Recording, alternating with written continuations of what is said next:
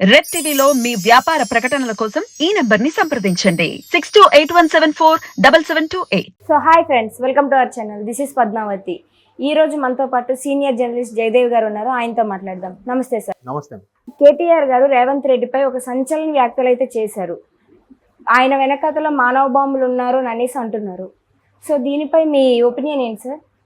యాక్చువల్గా రేవంత్ రెడ్డి గారు మమ్మల్ని ఒక మానవ బాంబుల్లా చూస్తున్నారు అన్నట్టుగా కేటీఆర్ గారు, అంటే రేవంత్ రెడ్డి గారు చేసిన వ్యాఖ్యలకి మమ్మల్ని మానవ బాంబులు అంటున్నారు, కానీ ఆయన వెనకే మానవ బాంబులు ఉన్నారు అన్నట్టుగా కేటీఆర్కి వ్యాఖ్యలు చేశారు. అంటే వాస్తవానికి ఈ టాపిక్ అట్లా ఎలా ఎందుకు వచ్చిందంటే, నేను అనుకోవడం, రేవంత్ రెడ్డి గారి ప్రభుత్వం ఫామ్ అయిన మొదటి నుంచి కూడా రకరకాల వార్తలు వినిపిస్తున్నాయి. ఒకటి, ఆయన గవర్నమెంట్ ఇన్ని రోజులు ఉంటుందిలే, 3-4 ముచ్చటే, తుమ్మితే ఊడిపోయే ముక్కులాగా ఈ ప్రభుత్వం ఎప్పుడు పడిపోతుందో తెలియదు, కాంగ్రెస్లో లీడర్స్ ఎక్కువ, ప్రతి ఒక్కరూ లీడర్స్గా ఫీల్ అవుతారు, ఈయన ఎవరు ఉంచుతారులే, పైగా 80sలో అంటే 70s ఎండింగ్ 80sలో ఢిల్లీ నుంచి ఏ కవర్ వస్తే ఆ కవర్లో పేరు ఎవరిది ఉంటే వాళ్ళే ముఖ్యమంత్రి, అటువంటి రోజులు కూడా ఉండేవి కాంగ్రెస్లో. సో కాంగ్రెస్లో అటువంటి సంస్కృతి ఎక్కువ ఉంది కాబట్టి మళ్ళీ ఢిల్లీ నుంచి ఎవరైనా వస్తే మారిపోతాడు, ఈయనకి ఎవరు, పైగా ఈయన మొన్నటి వరకు టీడీపీలో ఉండి ఇందులోకి వచ్చిన వ్యక్తి, ఈయనకి అంత ప్రాధాన్యత ఏంటి, పీసీసీ పదవిని కూడా డబ్బులు ఇచ్చి కొనుక్కున్న వ్యక్తి, ఇలా ఒకటి కాదు నాకు తెలిసి ఒక 20 వరకు రూమర్స్ ఉన్నాయి దీని మీద. అంటే ఇంకో రూమర్ రీసెంట్గానే విన్నది ఏంటంటే, చాలామంది సీనియర్స్ను ఇంకా రేవంత్ రెడ్డి గారిని ముఖ్యమంత్రిగా అంగీకరించలేకపోతున్నారు సొంత పార్టీలోనే అన్నట్టు కూడా వ్యాఖ్యలు. అంటే గతంలో ఉమ్మడి ఆంధ్రప్రదేశ్ ఉన్నప్పుడు కిరణ్ కుమార్ రెడ్డి గారిని ఎలాగైతే సీనియర్స్ చాలా వరకు ఇబ్బంది పెట్టారో, సో ఈయన కూడా అలాగే ఇబ్బంది పెట్టే అవకాశం ఉంది. బట్ ఈయనకి రాహుల్ గాంధీ గారి సపోర్ట్ ఉంది కాబట్టి ఈయనకి భయమే లేదు, ప్రాబ్లం లేదు అంటున్నారు. కానీ మొన్నటికి బీజేపీ నేత లక్ష్మణ్ గారు కూడా ఏమన్నారంటే, ఎలక్షన్స్ తర్వాత ఏదైనా జరగవచ్చు, ప్రభుత్వం ఉండొచ్చు, కూలిపోవచ్చు అన్నట్టు కూడా వ్యాఖ్యలు చేశారు. సో ఇవన్నీ వ్యాఖ్యల మీద ఇప్పుడు ఆయన పదవి ఉన్నాడు, ఒక్కొక్కటిగా డెసిషన్స్ తీసుకుంటున్నాడు, వాళ్ళు చెప్పిన 6 పథకాలు ఏవైతే ఉన్నాయో 6 పథకాలకు సంబంధించి కూడా ఎప్పుడు ఫుల్ఫిల్ చేద్దామా, ఎప్పుడు ఇచ్చిన మాట నిలబెట్టుకుందామా అన్నట్టుగా తపన పడుతున్నాడు ఆయన. కానీ హడ్డిల్స్ ఉంటాయి. ఇప్పుడు వాళ్ళు కూడా ఆర్టీసీ బస్సులో ఆ మహిళలందరికీ ఫ్రీ అన్నారు, ఇప్పుడేం చూస్తే అన్ని మెలిగి పెట్టారు అంటే బాగుంది. ఇక్కడ ఓటర్లకే ఇస్తారు, బయట రాష్ట్రం నుండి ఓటర్లకు ఎందుకు ఇస్తారు, వాళ్ళ వల్ల ఏంటి ప్రయోజనం, అంతే కదా. అలాగే 200 యూనిట్లు అన్నారు, గ్యాస్ సిలిండర్ 500 అన్నారు, ఇవి కూడా తెల్ల కార్డు ఉన్న వాళ్ళకే అని అంటున్నారు, ముందు అలా చెప్పలేదు కదా. అంటే ఏదైనా అంతే, షాప్లో ఉంటుంది 50% వరకు డిస్కౌంట్ అంటాడు, తీరా అక్కడికి వెళ్ళి చూస్తే terms and conditions apply, 50% discount అన్నీ సపరేట్గా పెడతాడు, ఇందులో మాత్రం 50% సార్, అవన్నీ డిస్కౌంట్ లేవు సార్ అంటాడు బట్టల షాప్. మీరు ఎప్పుడైనా చూసారా? సో ప్రతిదానికి కూడా టర్మ్స్ అండ్ కండిషన్స్ అప్లై ఉంటుంది. సో దీనికి కూడా అలా చేశారు కాబట్టి కొంతమంది ఇలా అంటున్నారు, కొంతమంది అలా అనేవాళ్ళు కూడా ఉన్నారు. అయితే ఓవరాల్గా ఈ రూమర్స్, ఈ కథనాలు, బీఆర్ఎస్ మళ్ళీ బీజేపీ కలిసి గవర్నమెంట్ ఫామ్ చేస్తుంది, కాంగ్రెస్ని ఖచ్చితంగా కూలగొట్టేస్తారు, ఇట్లాంటి రకరకాల వార్తలు వింటున్న నేపథ్యంలో ఈయన నాకు వాళ్ళకు మానవ బాంబులా తయారయ్యారు, మానవ బాంబులాగా నా ప్రభుత్వాన్ని కోల్చేయాలనుకుంటున్నారు అన్నట్టుగా ఈయన మాట్లాడిన వ్యాఖ్యల్ని వాళ్ళు తీసుకున్నారు. ఎలా తీసుకుని ఏం చేశారు, కౌంటర్ దాఖలు చేశారు కేటీఆర్ గారు. ఎట్లా, మీరు మమ్మల్ని మానవ బాంబులు అనడం కాదు, మీ టీంలోనే మానవ బాంబులు ఉన్నాయి, మీ టీంలోనే ఒకళ్ళు ఖమ్మం జిల్లాకు చెందిన వాళ్ళు, ఒకళ్ళు నల్గొండ జిల్లాకు చెందిన వాళ్ళు అన్నట్టుగా కూడా కామెంట్స్ చేశారు. అంటే ఖమ్మం జిల్లాలో ఎక్కువగా ఒకప్పుడు టీడీపీ నుంచి కాంగ్రెస్కి వచ్చిన వాళ్ళు కానీ, లేదా వైసీపీ నుంచి కాంగ్రెస్కి వచ్చిన వాళ్ళు కానీ ఉన్నారు అందులో.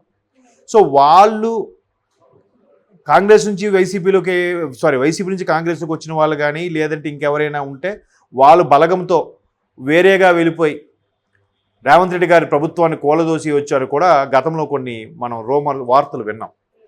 అంటే ఆ ఎమ్మెల్యే వెనుక ఒక 17-18 మంది ఎమ్మెల్యేలు ఉన్నారు. సో ఆయన అనుకుంటే కనుక మొత్తం ఎందుకంటే 64 మందే కదా ఉన్నది కాంగ్రెస్కి సపోర్టు.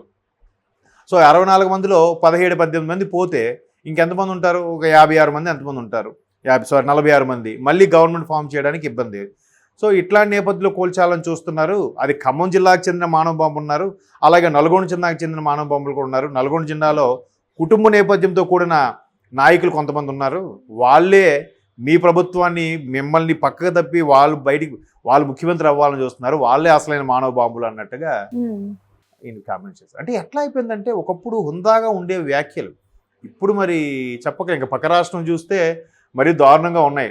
సన్నాసి 420 నోటికొచ్చినట్టు మాట్లాడుతున్నారు ప్రతిపక్ష నేతల్ని, అధికారంలో ఉన్న వాళ్ళని కూడా. సో ఇక్కడ కూడా కేటీఆర్ గారు ఇండైరెక్ట్గా కొంతమంది పేర్లు ప్రస్తావించకుండా ఆయా జిల్లాలకు చెందిన వ్యక్తులు, ఖమ్మం జిల్లా, నల్గొండ జిల్లాకు చెందిన వ్యక్తులు మీ వెనకే ఉన్నారు, వాళ్ళు ఏ క్షణమైనా మా బాంబు పేల్చొచ్చు, వాళ్ళే మానవ బాంబులుగా ఉండొచ్చు, అప్పుడు మీ ప్రభుత్వం కూలిపోయే అవకాశం ఉంది అన్నట్టుగా కామెంట్స్ చేస్తున్నారు. ఎట్లా అయిపోయిందంటే నిన్నటి కూడా కేటీఆర్ గారు అదే రేవంత్ రెడ్డి గారు బీజేపీలోకి వెళ్ళిపోతారని, లేదంటే నరేంద్ర మోడీతో సఖ్యంగా మాట్లాడారు కాబట్టి ఈయన నరేంద్ర మోడీనే కోరుకుంటున్నాడని రకరకాలుగా వ్యాఖ్యలు చేశారు. అంటే ఒక వ్యక్తి ఎదుగుతున్నప్పుడు ఎంతమంది అభిమానులు ఉంటారో అంతకు రెట్టింపు సంఖ్యలో విమర్శకులు కూడా ఉంటారు. దట్టు రాజకీయాల్లో అది సర్వసాధారణం. ఎట్లాగంటే మనం ఒక కౌంటర్ వేసామంటే దానికి ఒక 10 కౌంటర్లు ఎదుర్కోవడానికి సిద్ధంగా ఉండాలి, రెడీ ప్రిపేర్ అయిపోవాలి. అవి ఏవి కూడా ఇక్కడ వరకే రాణించాలి తప్ప మెదడులోకి ఎక్కించుకోవడం. ఇలా వచ్చాయా, ఇలా వెళ్ళిపోయా. ఇప్పుడు రేవంత్ రెడ్డి గారు ముఖం చూడడానికి కూడా నాకు నచ్చదు అన్నట్టుగా కామెంట్స్ చేశారని అప్పట్లో వైరల్ అయింది సోషల్ మీడియాలో. కానీ రేవంత్ రెడ్డి గారు ఏం చేశారు, కేసీఆర్ గారు హాస్పిటల్లో ఉంటే ముఖ్యమంత్రికి వెళ్ళి చూడడానికి వెళ్ళారు. సో అదొకటి తిప్పుకొట్టినట్టు అయింది కదా. నెక్స్ట్ నరేంద్ర మోడీ గారు రాష్ట్రానికి 4-5 సార్లు వచ్చినప్పుడు కేసీఆర్ గారు ఒక్కసారి కూడా వెళ్ళి కలవలేదు, ఒక్కసారి కూడా ఆయన గౌరవంగా ప్రోటోకాల్ ప్రకారం ఆయన ఆహ్వానించలేదు. బట్ రేవంత్ రెడ్డి గారు డైరెక్ట్గా ఆయన వెళ్ళారు, స్వీకరించి తీసుకొచ్చారు, స్టేజ్ మీద పక్కన కూర్చొని మాట్లాడారు. సో ఒక్కసారి ఎట్లా అయిపోయింది ఇమేజ్, కంపేర్ చేసుకుంటారు కదా. అరే ఈయన కనీసం ఆయనకి వెళ్ళి కలవలేదు, ఈయన మాత్రం వెళ్ళి కలిశాడు, తీసుకొచ్చాడు, రాష్ట్రం కోసం మాట్లాడాడు, అబ్బా ఈడ్రా రాజకీయ నాయకుడు. అంతే కదమ్మా. ఇప్పుడు మనసులో ఎన్నేనుండే, ఇప్పుడు బీజేపీ కాంగ్రెస్ బద్ధ శత్రువులు, ప్రతిపక్షాలు, ఎప్పుడు ఆ రెండు యాంటీవే. సో అటువంటి కాంగ్రెస్ తరపున ముఖ్యమంత్రి, అటువంటి బీజేపీ తరపున ప్రధాని వచ్చినప్పుడు మనసులో మీకు ఎన్ని ఉండని, ఆయన అంటే నచ్చకపోని బయటికి మనం నవ్వుకొని నమస్కారం మోదీజీ అంటే ఎంత ఇది ఉంటుంది. ఆయన కూడా తెలుసు ఇటు దొంగ నమస్కారాలు పెడుతున్నాడు అని అనుకోవచ్చు, కానీ అది కాదు, బయటపడకూడదు.